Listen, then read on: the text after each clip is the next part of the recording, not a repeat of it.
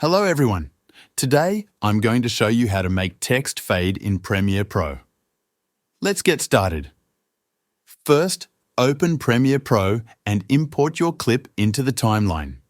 Next, add your text layer on top of the clip. Type in your desired text and position it on the screen. Now, with the text layer selected in the timeline, go to the Effect Controls panel. Under the Opacity section, click on the pen tool to create a mask. In the Preview window, draw a simple rectangle around the text by clicking to create points. Make sure to connect the last point with the first one to complete the mask. With the mask created, set a keyframe for the mask path at the point where you want the text to start fading in.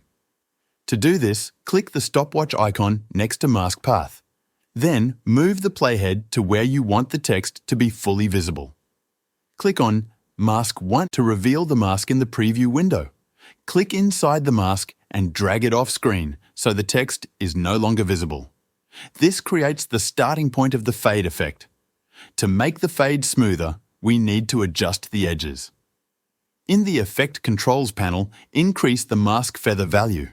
This will soften the edges of the mask and create a more gradual fade. The higher the value, the softer the fade will be.